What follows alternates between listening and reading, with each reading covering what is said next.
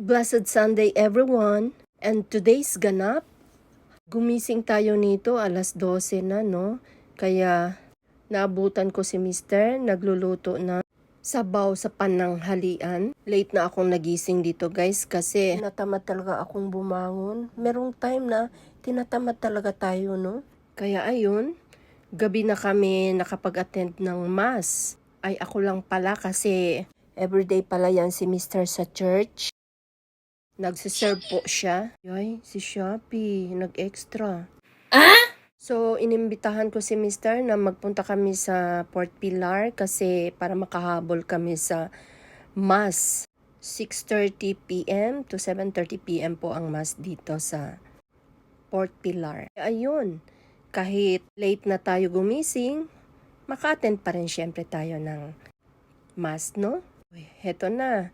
Dali-dali talaga guys kasi gabi na eh.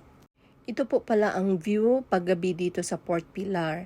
As you can see, no, maraming mga nagtitinda sa paligid. Ay, sa side pala. Anyway guys, itong Port Pilar, ito pala yung isang tourist spot namin dito sa Zamboanga na popular din, no? Dinadaloy din ito ng mga maraming turista. Siguro marami nang nakakaalam kung ano yung history namin dito sa aming Port Pilar. So ayan na guys, pasok na tayo para mag-attend ng mass. Bale, nakatayo na lang kami nito no kasi punong-puno na yung shrine. So dito na lang kami sa gilid. Ngayong linggo ay Feast of Santo Niño po na sinicelebrate ng iba't ibang lugar dito sa atin, syempre, no?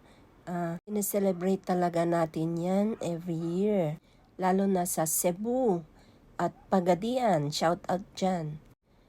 Magandang pasyalan doon pag fiesta. May sinulog talaga. At nakaka-enjoy.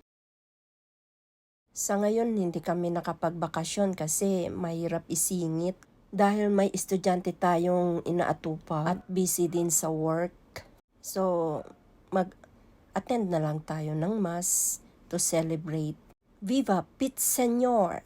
Happy Fiesta, everyone! So, patapos na po ang misa. So, punta na po tayo magsindi ng kandila. Tradisyon na natin ito dito na magsindi talaga ng kandila kung may petition kayong pray sa La Virgen del Pilar. And pagkatapos, kasi may blessings dahil Feast of Santo Niño ngayon, nagpa-bless muna tayo guys para naman mawala yung mga bad spirit.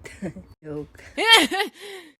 Pa-bless lang tayo para naman may magandang blessings na darating, di ba? Yan naman talaga ang hinahangad natin. So, tapos na po ang misa. So, uwi na po tayo. Pero, before going home, picture-picture muna tayo dito sa plaza guys. So, ang ganda-ganda ng bonsai nila. Ano yun? Bonsai? Bonsai ga? Oh, see? See? What to see? To the see? See? Through the lakad ang peg. So, malapit na kami. Pero, daan muna kami dito sa isang restaurant para magsimpleng hapunan lang naman.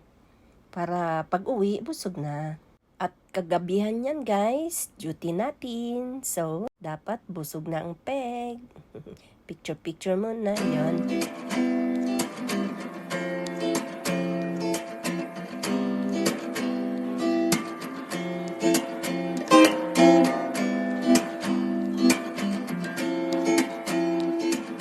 Food is served. Thus as Lord, and this thy gift, which we are about to receive from thy bounty through Christ our Lord. Amen.